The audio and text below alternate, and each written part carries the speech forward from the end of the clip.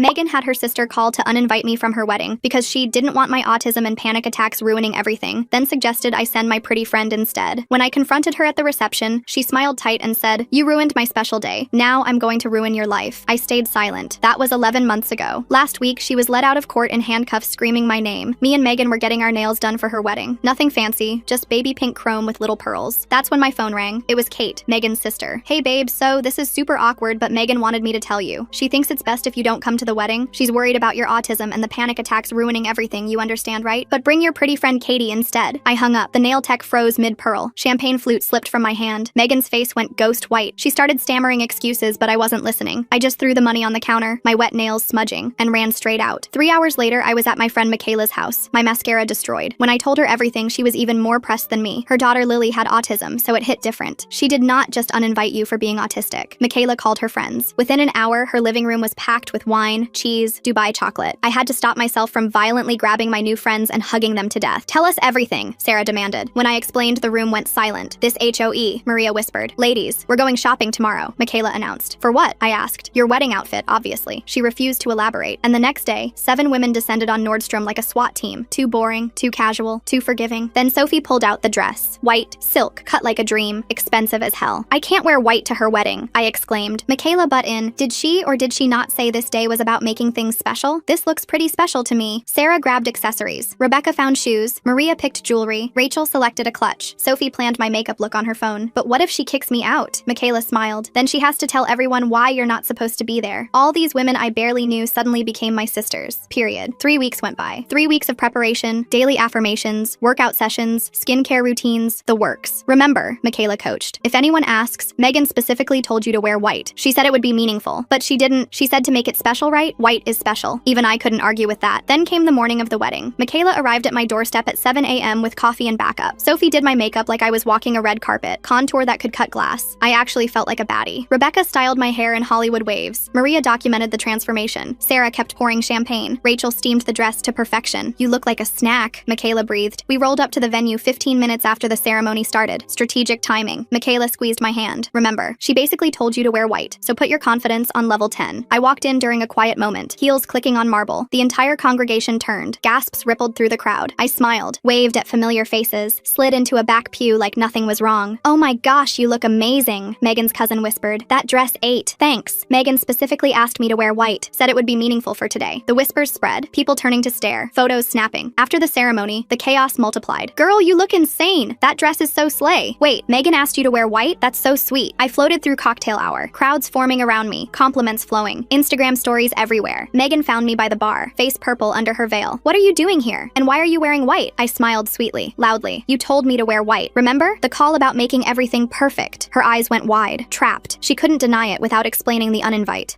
That's not— "Oh my goodness, girls." Her college friends appeared. "You both look stunning. How sweet that you coordinated." Megan's smile looked painful. "Yes, South, sweet." The photographer appeared. "Let's get some shots of you two. The white dress with the wedding gown is giving Vogue." Megan couldn't refuse, not without causing a scene. We posed, her grimacing, me glowing. The reception was magical. Every time Megan tried to approach, someone new would sweep me away. Michaela and her squad worked the room, hyping me up, redirecting attention, making sure I was seen. During speeches, multiple people mentioned how beautiful both ladies in white looked. Megan's eye twitched each time. The DJ played "Girls Just Wanna Have Fun" and dragged me onto the dance floor. Megan sat at her sweetheart table, watching her wedding become my fashion show. Nothing but a ruined wedding album where your autistic ex-friend stole every single shot. On the drive home, Michaela almost crashed because she kept describing Megan's face when she saw me walk in, and I was laughing my eye off. I woke up the next morning in Michaela's bed with a fat hangover. Michaela was at the door, talking to a woman in a pink suit. When I heard what was going on, my heart dropped. It was a social worker coming to investigate the home after receiving anonymous claims that Michaela was sexually abusing her daughter. I immediately knew it was Megan. Sigh. The social worker was sitting on Michaela's couch with a clipboard, while a man in a gray suit photographed the living room. Michaela's hands were shaking so bad she couldn't hold the paper steady as she read about how she supposedly touched Lily during therapy sessions. I ran inside just as Detective Morrison was explaining that they had to investigate every claim, no matter how crazy it sounded. Lily was in the corner playing with her rainbow sorting blocks, but kept looking up at all these strangers in her house. Morrison started asking Michaela about their daily routine and how she helped Lily with sensory stuff like deep pressure hugs and joint compressions. He wrote down everything while Lily started rocking harder and harder in her corner. When Morrison tried to approach her with his clipboard, she completely lost it and started screaming and hitting herself. Michaela had to show him how she calmed Lily down with firm pressure on her shoulders, while the social worker watched and took notes about every single touch. The way Morrison Megan wrote things down made normal autism therapy sound creepy and wrong. I grabbed the report from Michaela's hands and started reading the exact words, and my stomach dropped. The report said Michaela showed attention-seeking behavior and was making everything about disability, which were the exact same words Megan used at her wedding when she cornered me by the bar. I pulled out my phone and showed Morrison the Instagram videos Sophie posted, where you could see Megan's face getting more and more angry every time someone complimented my dress. Morrison looked at the timestamps and admitted the timing was suspicious, but said angry brides don't automatically mean false reports. That night, after Morrison finally left, I helped Michaela get Lily ready for bed. Lily kept signing scared over and over with her little hands while Michaela tried not to cry. After Lily finally fell asleep, Michaela dragged her blanket and pillow onto Lily's bedroom floor because she was terrified CPS would come take her in the middle of the night. I stayed up calling Sophie and Rebecca and everyone else from the wedding prep group. Sophie went through all her videos frame by frame and found one where Kate was whispering to Megan, and you could read her lips saying something about teaching us both a lesson. Rebecca screenshotted every photo from the wedding where Megan looked mad. Sarah found the venue's photographer's Instagram and saved everything before Megan could ask them to delete stuff. 3 days later, Michaela met with a family lawyer who specialized in fake CPS cases, and he said the investigation could take 2 whole months. Her boss gave her emergency leave, but she knew everyone at work was already gossiping about why she suddenly disappeared. Morrison came back a week later with some child specialist who was supposed to interview Lily with her communication device. The specialist kept asking Lily about bad touches, which Lily didn't understand at all because she's 8 and autistic and doesn't think about bodies that way. When Lily started flapping her hands and making noises, the specialist wrote down that she seemed agitated when discussing abuse, even though Lily always flaps when she's confused. I spent hours scrolling through Facebook groups until I found one for Portland moms where Megan posted 2 days before the CPS call about her concerns about a friend who uses her child's disability for attention and sympathy. I screenshotted everything before she could delete it and sent it straight to Morrison. Rebecca showed up at Michaela's house with bags of groceries and found her putting foam corners on already safe furniture and locks on cabinets that didn't need them. Lily hadn't been to school in over a week, and without her routine, she was having meltdowns every few hours, which Michaela was terrified would look bad to CPS. Sophie did some digging and discovered that Megan's cousin Ashley worked at the exact same therapy center where Lily got her occupational therapy every Tuesday. Ashley had access to all of Lily's session notes and her therapy schedule, and probably gave Megan all the specific details that made the report sound so real. I drove straight to the therapy center and waited in the parking lot until Ashley came out for lunch. I hit record on my phone and walked right up to her car. She looked scared when she saw me and tried to roll up her window, but I asked her really loud if Megan paid her to look at Lily's private medical files. I wonder how Kate knew exactly where to hit to make this hurt the most, using autism as the reason when that's literally what Lily has too. How did those 7 women organize that whole shopping trip so fast? Ashley's face went white and she started stammering about how she didn't know what I was talking about, but then she slipped and said, Megan just wanted to make sure we learned our lesson about ruining her special day. I got the whole thing recorded before she realized what she said and peeled out of the parking lot. My hands were shaking so bad I could barely drive, but I knew this recording was huge. I went straight to Sophie's apartment and played it for her 3 times while she typed everything out word for word. She made copies on 5 different flash drives and uploaded it to her cloud storage too. We called Morrison's office, but his voicemail said he was out doing home visits until Monday. A week later, Morrison showed up at Michaela's door without warning, right when Lily was having her worst meltdown in months. She was screaming and hitting herself, and Michaela had to wrap her arms around her tight to stop her from banging her head on the floor. Morrison stood in the doorway watching Michaela use the deep pressure hold her therapist taught her while Lily thrashed and cried. He kept asking if this was normal and if the restraint was necessary, and I could see him writing notes about physical contact and forceful restraint. Michaela tried to explain about sensory processing and how the pressure actually calms Lily's nervous system, but Morrison just kept frowning and taking pictures of how tight Michaela was holding her. After he left, I couldn't sleep for 3 nights straight. At 2 in the morning, I found myself parked outside Megan's house just sitting there in the dark. Part of me wanted to bang on her door and scream at her about what she was doing to an innocent kid. My phone was in my hand ready to text her everything I thought about her, but I knew any contact would look bad for Michaela's case. Instead, I drove back to Michaela's and slept on her couch with my keys in my hand like some kind of guard dog. The next morning, Morrison called to say they'd contacted Lily's father in Seattle about the investigation. Michaela hadn't heard from her ex in 3 years since he signed away his rights, but suddenly he was very concerned about his daughter's safety. I remembered Megan mentioning she dated some tech guy from Seattle last year, and my stomach dropped. 2 days later, we were at Lily's therapy center for her regular session when her occupational therapist pulled us aside. She'd gotten a call from CPS asking about Michaela's parenting, and she wanted to help. The therapist spent an hour writing a detailed report about sensory integration therapy and how things like weighted vests and deep pressure can look strange to people who don't understand autism. She explained how Lily's sensory needs were medical, not abuse, and attached research studies and treatment plans. Morrison actually showed up while we were there, and the therapist walked him through everything, showing him videos of other kids using the same techniques. For the first time, I saw him nodding like maybe he was starting to get it. That night at 11, my phone rang, and it was Kate sobbing and slurring her words. She kept saying Megan went too far this time, and she felt sick about what they did. She admitted Megan spent hours researching what words would trigger a CPS investigation, and made Kate practice exactly what to say on the phone. I hit record and asked her to repeat everything, but as soon as I mentioned making an official statement, she hung up and wouldn't answer my calls. Sophie came over the next morning with her laptop and a massive timeline she'd been building. She had screenshots from the nail salon incident, the wedding uninvite call records, every Facebook post Megan made, and now the CPS report all laid out chronologically. The pattern was so obvious when you saw it all together, each attack getting worse after we didn't give Megan the reaction she wanted. Morrison agreed to review it, but said he still had to investigate every claim thoroughly. 2 weeks had passed since the report, and Michaela looked like a ghost. She'd dropped 15 pounds she didn't have to lose, and her hands shook constantly. Lily had completely stopped using the communication board she'd worked so hard to master, and was back to just pointing and crying. I started coming over every morning to help with Lily's routine, taking videos of every therapy exercise and logging every meltdown and recovery. On Tuesday, Michaela called me crying from her car because Megan had shown up at her office. Security footage showed Megan walking around the parking lot taking pictures of Michaela's license plate and car. She went inside and told the receptionist she had concerns about an unsafe employee working with sensitive data. Michaela's boss called her into his office and suggested she take unpaid leave until the investigation was resolved, for everyone's comfort. Rebecca and I spent the next day tracking down 3 women who used to be friends with Megan in college. They all had similar stories about cutting her off after she made false accusations when they stood up to her. One woman still had text messages from 5 years ago, where Megan bragged about getting someone fired by calling their job with complaints. She forwarded everything to us and said she'd testify if needed, but she was scared of becoming Megan's target again. Morrison interviewed all of Lily's teachers that week, and they couldn't say enough good things about Michaela's advocacy and involvement. But then the substitute teacher mentioned seeing strange bruises on Lily's arms that looked like grip marks. They were actually just pressure marks from Lily's sensory vest that fade after an hour, but Morrison added it to his file as another concern. 3 weeks crawled by with Morrison calling every other day, asking for more documents and more interviews and more proof that Michaela wasn't some kind of monster. Then came the letter demanding she undergo a full psychological evaluation or risk immediate removal of Lily from the home. I drove Michaela to the appointment because her hands were shaking too bad to grip the wheel. The evaluator's office smelled like vanilla candles and judgment. Michaela sat on that leather couch answering questions about her childhood trauma and her divorce and her parenting style while I waited in the lobby reading the same magazine 3 times. When she came out 2 hours later, her eyes were red and puffy. She told me she broke down crying when they asked if she felt capable of protecting Lily from harm, because how could she protect her daughter from something that wasn't even real? The evaluator wrote emotional instability in her notes, which Michaela saw upside down on the clipboard. Sophie called that night saying her husband, who does tech stuff, wanted to help. He spent the next 3 days tracking the anonymous CPS call through phone records and digital traces. The call came from a burner phone bought with cash at a convenience store 2 blocks from Megan's gym. On the same day, she posted Instagram stories from her morning workout class. We needed the security footage from the store, but the owner said it would take weeks to get approval from corporate. I found Lily the next afternoon hiding in her bedroom closet, arranging her stuffed animals in perfect rows while rocking back and forth. She'd pulled all her comfort items into the small space and was organizing them over and over in the same pattern. I sat on the floor outside the closet door for 3 hours not saying anything because I knew she needed the quiet. Every few minutes, I'd hear her whisper numbers under her breath like she was counting to keep herself calm. My phone buzzed with a text from Kate saying we needed to meet right now, and she couldn't explain over text. I met her at a Starbucks parking lot where she handed me Megan's old phone that she'd kept after Megan upgraded. The phone had screenshots of Megan researching reasons CPS removes children and how to report child abuse anonymously, and texts to someone named Ashley about handling the situation after the wedding. Kate's hands were shaking as she told me she was moving to California next week because she couldn't handle being near her sister anymore. I begged her to come with me to Morrison's office, but she said Megan would destroy her life if she testified. Morrison looked at the phone evidence the next morning and shook his head. Without Kate's sworn testimony, it was just hearsay and wouldn't hold up in court. I called Kate 17 times that day, but she'd already blocked my number, and her apartment was empty when I drove by. 4 days later, a process server showed up at my office during our Monday morning meeting. He handed me papers in front of my entire team saying I was being served with a restraining order for harassment and stalking. Megan claimed I'd been following her and making threats, and she feared for her safety. The order meant I had to stay 500 feet away from her at all times, which made gathering any more evidence basically impossible. My boss pulled me aside after the meeting, asking if I needed to take some time off to handle my personal situation. Rebecca texted me that night with a link to the wedding photographer's website where he'd posted outtakes from Megan's reception. The photos showed Megan grabbing people's arms and pointing at me with this twisted expression on her face. One photo caught her mid-scream at an elderly aunt who looked terrified. The comment section was full of guests saying they'd never seen a bride act so unhinged at her own wedding and asking if she was okay. I screenshot everything before Megan could get them taken down. 2 mornings later, Michaela called me sobbing so hard I could barely understand her. She'd gone to wake Lily up for breakfast and found patches of hair on her pillow. Lily had been pulling her own hair out during the night and now had bald spots near her temples. The pediatrician documented it as stress-induced trichotillomania and added it to Lily's medical file as a concerning development requiring immediate intervention. Lily pulling out her own hair in her sleep makes me wonder how a little kid's brain handles stress they can't even put into words. How does Morrison not see that all these concerning developments started exactly when his investigation began? Michaela started sleeping on Lily's bedroom floor that night because she was terrified to leave her alone for even a minute. Morrison called us both into his office the following Monday, and I knew from his face it was bad news. He said CPS was considering temporary foster placement while they completed their investigation because the accumulating concerns concerns suggested potential risk. Michaela collapsed onto the floor, begging him to understand that taking Lily away would destroy her completely. She grabbed his desk, explaining how Lily couldn't handle changes and would shut down entirely with strangers. Morrison gave us one more week before the final decision would be made. Since I couldn't go near Megan without getting arrested, I started sitting in my car with binoculars documenting her from exactly 501 feet away. I watched her laughing at brunch with friends and shopping for designer bags and getting her nails done like she hadn't just tried to destroy a child's life. She posted Instagram stories about cutting toxic people out and protecting your peace, while a little girl was pulling her hair out from trauma Megan caused. Sophie called me the next morning with an idea that made me drop my coffee mug. She wanted to set up a playdate between Lily and her nephew, who was also on the spectrum. Morrison had been pushing for Lily to socialize more, but every attempt with regular kids ended in meltdowns. Sophie brought her nephew over that afternoon, and something magical happened. For the first time in weeks, Lily actually smiled when the two kids started lining up toy cars together. They didn't talk or even look at each other, but they played side by side for 2 whole hours. Michaela grabbed her phone and recorded everything while tears ran down her face. Sophie's nephew showed Lily his special spinning toy, and she let him touch her favorite blanket, which she never let anyone near. Morrison showed up for a surprise visit right as the kids were sharing goldfish crackers, and actually saw Lily engaging with another child. He took notes and asked Sophie questions about her nephew's diagnosis, while Michaela sent me the videos through Rebecca, since I still couldn't contact her directly. 5 weeks after that first CPS report, my phone rang from a number I didn't recognize. The voice on the other end made my blood run cold because it was Tom, Megan's new husband. He said he needed to meet me urgently and wouldn't say why over the phone. We met at a Starbucks downtown where he looked like he hadn't slept in days. His hands shook as he pulled out his phone and showed me photos of a notebook he'd found hidden in Megan's closet. Page after page of detailed plans about destroying me and Michaela, with research on triggering CPS investigations dating back months before the wedding. She'd written about finding my triggers and using my autism against me, and even researched which anonymous tips would get the fastest response. Tom said he was thinking about divorce but was scared of what she might do to him. My lawyer finally got us a hearing date to fight the restraining order 3 weeks out. The judge agreed it looked retaliatory, but I still had to communicate with Michaela only through Rebecca, which made everything harder. Rebecca became our messenger, driving between our apartments with updates and videos of Lily. The stress was destroying Lily, who started refusing everything except 5 specific foods. She would only eat plain pasta, white bread, apple slices, chicken nuggets from one specific brand, and milk in her special cup. Her weight dropped 8 pounds in 2 weeks, which was terrifying for a kid her size. The nutritionist CPS sent added another report to their file about concerns over Lily's limited diet, even though Michaela explained it was a trauma response. Morrison made another surprise visit, but the house was empty because Michaela had taken Lily to a specialist appointment she'd forgotten to tell him about. He wrote in his report that the parent was unavailable for a scheduled visit with the child's whereabouts unknown, which looked terrible on paper even though it was just bad timing. Tom sent me an encrypted email the next day with scanned pages from Megan's journal. The stuff she wrote made me sick to my stomach, with detailed plans to destroy what she called the R-tard lovers, and research on exactly which complaints would trigger investigations. She'd been planning this since before the wedding, which meant she invited me just to humiliate me. 6 weeks after the initial report, Rebecca decided she'd had enough. She spotted Megan at a coffee shop and started live streaming on Instagram before walking up to her table. Megan tried to leave, but Rebecca kept the camera on her, asking why she was trying to destroy a little girl's life. Megan actually said on camera that she had to protect children from people like that before realizing she was being recorded. The stream got shared in every local mom group and parenting page before Megan could get it taken down, but hundreds of people had already screen recorded it. Morrison came for another visit to observe Lily's bedtime routine, which was the most structured part of her day. He watched Michaela use picture cards to show Lily each step, the weighted blanket that helped her calm down, and the exact sequence of songs and stories that helped her feel safe. For the first time, he seemed to really understand their bond, and even helped hold up the picture cards. My autism advocacy group found out what was happening and went into full support mode. Within a week, 30 families had written letters about how Michaela had helped them navigate their kids' diagnoses. Parents described how she'd spent hours on the phone walking them through meltdowns and sharing resources and connecting them with specialists. The stack of testimonials was 3 inches thick, challenging everything CPS thought they knew about Michaela as a parent. I woke up at 3 in the morning to my neighbor banging on my door saying someone had destroyed my car. All 4 tires were slashed, and "Stop or Else" was spray painted across the windshield in red paint. The security cameras for our building had mysteriously gone offline right before it happened. I knew it was Megan but had no way to prove it, and the cops said without evidence they couldn't do anything. 2 days later, Morrison called asking if I could meet him at his office because there had been some new developments in the case. When I got there, he had this thick manila folder on his desk, and his whole attitude was different from before. He slid a journal across the desk and told me to read the highlighted parts. It was Megan's handwriting talking about how she was going to destroy me and Michaela for humiliating her at the wedding. She wrote about making the CPS call from a burner phone, and how she'd keep making reports until we were both ruined. The journal came from Tom, Megan's husband, who had filed for divorce that morning and brought everything to Morrison as evidence. Morrison said Tom had been suspicious for weeks and started collecting proof after Megan kept ranting about revenge every night. The next page showed credit card records from a phone store near Megan's office. Morrison pulled up security footage on his computer showing Megan buying a prepaid phone the morning before the CPS report was filed. The timestamp matched her lunch break, and her credit card was used for the purchase. Morrison drove to Megan's house that afternoon to confront her about the evidence, She claimed she was buying the phone for a coworker who needed help, but couldn't explain why she paid cash for the minutes, or why the phone number matched the anonymous tip. Morrison told her he was opening an investigation into filing false reports, which was a felony. Megan started crying and said she was just trying to protect children from dangerous people. Meanwhile, Michaela had been taking Lily to therapy sessions 3 times a week since the investigation started. The poor kid hadn't spoken a word in almost 7 weeks and would just cling to her mom during every visit. The therapist said it was trauma response from strangers coming to their house and asking scary questions. But that Tuesday, when Michaela was telling Lily how hard she was fighting to keep her safe, Lily looked up and whispered, "Mama," for the first time in weeks. The therapist immediately documented this breakthrough in her notes, writing that stability and feeling secure were critical for Lily's recovery. Michaela called me sobbing happy tears, and I drove straight over to celebrate. That's when my phone started blowing up with messages from Kate, who was getting crazy voicemails from Megan. Kate had moved to California for a new job, but Megan tracked down her number and left 17 messages in 1 hour. The voicemails got worse each time, with Megan screaming that she would ruin Kate's life too if she said anything to anyone about the wedding or the phone call. Kate forwarded everything to my lawyer, who said it showed a clear pattern of threats and intimidation. Morrison called me the next week saying he was officially recommending the case against Michaela be closed with no finding of abuse. The evidence showed the report was false and made with malicious intent, but then his supervisor wanted to review everything because of the unusual circumstances, which meant another 2-week delay before final approval. Michaela was devastated because Lily still couldn't go back to school until the case was completely closed. Tom had been planning his escape for weeks and waited until Megan left for work to pack everything. He took all the evidence he'd been collecting, including her journal, printed emails, and recorded conversations where she admitted to making false reports. When Megan came home that night, she found an empty house and divorce papers on the kitchen counter. I watched from my car parked down the street as she ran outside screaming at neighbors about being betrayed and abandoned. She was yelling that Tom was a coward and would regret leaving her. How did Tom manage to secretly collect all that evidence while living with Megan every single day? The way he found her journal and recorded conversations without her noticing shows incredible planning. I'm really curious about what finally made him decide to help after watching this happen for weeks. The neighbors just went inside and closed their doors. 3 days later, we had the restraining order hearing that Megan had filed against me, claiming I was stalking and harassing her. The judge reviewed all the evidence my lawyer presented, including the vandalism report, Tom's testimony about the false CPS report, and Kate's voicemails showing Megan's threats. The judge asked Megan to explain why she felt threatened, and she started screaming about protecting children from dangerous people like us. She actually stood up in court yelling that people with autism shouldn't be allowed near kids, and that she was doing the right thing. The bailiff had to escort her out while she kept screaming about how we'd all pay for this. The judge dismissed the restraining order as retaliatory harassment and warned Megan that any further false reports would result in criminal charges. Sophie had been busy reaching out to everyone from the wedding to get their stories about Megan's behavior. Within a week, she had 17 written statements from guests describing how Megan had acted strange all night and had a history of getting revenge on people. 3 bridesmaids said Megan had done similar things in college to roommates who upset her. Her cousin mentioned Megan had tried to get a coworker fired by making false complaints to HR. The pattern went back years, with Megan destroying anyone who crossed her. Sophie compiled everything into a document for my lawyer to use as evidence of Megan's long history of vindictive behavior. Finally, after 7 weeks, Michaela was cleared to take Lily back to school. That morning, Lily wore her favorite purple dress and held her mom's hand so tight her knuckles were white. At the school entrance, Lily started crying and wouldn't let go, but Michaela knelt down and promised she'd be right there to pick her up. After a few minutes, Lily's favorite teacher came out and gently led her inside to join her class. The teacher called Michaela an hour later, saying Lily was doing art with her friends and seemed relieved to be back in her routine. 8 weeks after the CPS report, I decided to confront Megan at her workplace since the restraining order was dismissed. I waited in the parking lot until she came out for lunch and started recording on my phone before walking over. She saw me coming and her face went red as she started backing toward her car. I asked her why she did all this over a wedding, and she laughed, saying I had no idea what she was capable of. She said she would make new accusations every week and file reports with every agency until Michaela lost Lily and I lost everything. She promised she would never stop until we were all destroyed and there was nothing we could do to stop her. That's when I noticed the security camera right above us recording everything she just said. The guard inside the building was already on his phone watching the feed, and 2 minutes later, Morrison himself pulled up with another officer. He watched the footage on the guard's phone while Megan stood there getting paler and paler. Morrison told her not to leave town and took copies of everything for his supervisor. Back at Michaela's house, we installed 3 new cameras that same day because she kept checking the windows every 5 minutes. The next morning, Morrison called to say his boss reviewed everything, including Tom's journal pages, where Megan wrote about destroying us, and they were opening a criminal case. Michaela started noticing this blue sedan following her to Lily's therapy appointments, so she took pictures of the license plate and changed her routes every day. She installed a dash cam and door sensors and kept Lily home from school for a week. 2 months after the whole mess started, Kate flew back from California, where she'd been hiding from Megan's drama. She sat in Morrison's office for 4 hours describing how Megan coached her on exactly what to say for the CPS call and showed texts going back 3 years of Megan doing this same stuff to other people. Kate said Megan made her practice the call 5 times to sound convincing and promised to pay for her vacation if she did it right. Morrison's team found 7 other false reports Megan had filed against co-workers and neighbors over the years. Meanwhile, the wedding guests who saw me in white started calling Megan's work to complain about her discriminating against disabled people at her own wedding. Her company's HR department got 14 complaints in 1 week, including 3 from clients who were at the wedding. They put her on leave while they investigated and found emails on her work computer about her plans to get me fired from my job too. Morrison came by Michaela's house one last time to officially close our case and apologize for what we went through. Lily actually walked up to him and gave him a hug, which made Michaela cry because Lily hadn't touched anyone besides us since the investigation started. 3 days later, 2 officers showed up at Megan's apartment with an arrest warrant for filing false reports and criminal harassment. Her mugshot ended up on the local news website, and honestly, I just felt tired looking at it after months of being scared. Tom's divorce lawyer sent over more evidence 10 weeks after everything started, including emails where Megan literally wrote she would destroy that autistic B-word, and her handler, which is what she called Michaela. The prosecutor added cyberstalking charges when they found she'd been tracking our social media with fake accounts and screenshotting everything. Lily started having nightmares every night about bad people taking mommy away, so Michaela found a therapist who specialized in trauma for autistic kids. The therapist said both of them showed clear signs of PTSD from the investigation and would need months of treatment. Megan made bail after a week, but immediately sent me a Facebook message saying this wasn't over and I'd destroyed her life. I screenshot it and sent it straight to Morrison, and they arrested her again that same night for violating the no-contact order. Her bail got revoked and she had to stay in jail until trial. Then the wedding photographer called me because Megan left 43 one-star reviews on every platform saying he ruined her wedding by letting that woman in white destroy everything. He was suing her for defamation and wanted my testimony about what really happened that day. I gave him all the screenshots and emails I had from the wedding planning, and Sophie organized a support dinner that same week at her place for Michaela and Lily. The whole wedding revenge squad showed up with food and toys, and Sophie's nephew played video games with Lily in the living room while we sat around the kitchen table looking at legal paperwork. Sophie had found 3 different lawyers who specialized in false accusation cases, and Rebecca's cousin worked at the courthouse and knew which judges were good with these situations. Maria brought her laptop and started building a timeline of everything that happened since the nail salon, with dates and screenshots and witness names. Sarah's husband was a cop, and he explained how the criminal case would work and what to expect at each stage. Rachel made sure Lily got fed and comfortable while we talked strategy, and I watched Michaela's shoulders finally relax for the first time in weeks. 3 months after that first CPS report, we all packed into the courtroom for Megan's preliminary hearing, and the prosecutor laid out the charges, including making false reports and harassment and witness intimidation. Megan stood up in the middle of the hearing and fired her lawyer right there in front of everyone, saying it was all a conspiracy against her, and the judge had to bang his gavel 3 times to get order back. The judge assigned her a public defender who looked like he wanted to be anywhere else, and set the next hearing date for 2 months out. I went back to work full-time the next week trying to act normal, but everyone knew about the restraining order drama because Megan had called my office pretending to be concerned about my mental health. My coworkers were nice to my face, but I could tell they kept their distance, and my boss moved me to a different project where I wouldn't interact with clients as much. The damage was done even though the restraining order got thrown out, and I knew my career would never be the same at that company. Michaela called me crying one night because she found Lily hiding granola bars and juice boxes under her bed, and when she asked why Lily wrote on her tablet that she was scared they would take her away and she wouldn't have food. The trauma from those CPS visits had created new anxieties that the therapist said would take years to work through, and Michaela had to add a nutritionist to their care team to help with the food hoarding. Megan's parents showed up at the next hearing with some expensive lawyer from downtown who tried to get all the charges dropped, claiming Megan had mental health issues that explained her behavior. The prosecutor wasn't having it and pulled out evidence showing how Megan had planned everything, including creating fake email accounts weeks before the wedding and researching what words to use in the CPS report to trigger an investigation. 4 months after everything started, Michaela finally went back to work part-time, but her boss told her the promotion she was supposed to get had gone to someone else because of the time she missed. She was understanding on the surface, but Michaela knew her career trajectory was completely derailed and she'd probably have to change companies to move up now. I found an online support group for people who had been falsely accused of crimes, and when I shared my story, dozens of people responded with similar experiences. Most of them said their reputations never fully recovered even after being cleared, and several had to move to different cities to start over. Megan's new lawyer tried to negotiate a plea deal where she would get probation if she admitted guilt, but Megan refused and kept insisting she was protecting children from dangerous people. The security camera catching Megan's confession right when she thought she was being sneaky. How did she not notice that huge camera above her head? The prosecutor told us her refusal to show any remorse was actually helping our case because the judge could see she wasn't taking responsibility. The school called Michaela in for a meeting and recommended holding Lily back a grade because she had regressed so much during the investigation and missed too many therapy sessions. Michaela fought it, but deep down she knew Lily had lost months of progress and would need extra support to catch up developmentally. Then Tom showed up at the prosecutor's office with a USB drive full of files he found on Megan's computer, showing she had revenge lists on multiple people going back 10 years. There were detailed plans for destroying her college roommate who borrowed a dress without asking, and her former boss who didn't promote her, and even her hairdresser who cut her bangs too short once. The prosecutor said this established a clear pattern of malicious behavior and would help prove this wasn't just about the wedding, but part of a long history of vindictive actions. The local news picked up the story that night, and by morning it was everywhere. My phone started blowing up with messages from numbers I didn't recognize. 3 women reached out saying they'd been targeted by Megan too. The first one, Jessica, had worked with Megan 5 years ago at a marketing firm. Megan had filed a false harassment complaint after Jessica got promoted instead of her. Jessica lost her job and couldn't find work for months. The second woman, Amy, had dated Megan's ex-boyfriend. Megan called CPS claiming Amy was abusing her kids and dealing drugs from her apartment. Amy lost custody of her 2 daughters for almost 2 years while fighting the false claims. She was sobbing on the phone telling me how her youngest didn't even recognize her when she finally got them back. The third victim was a college professor who'd given Megan a B+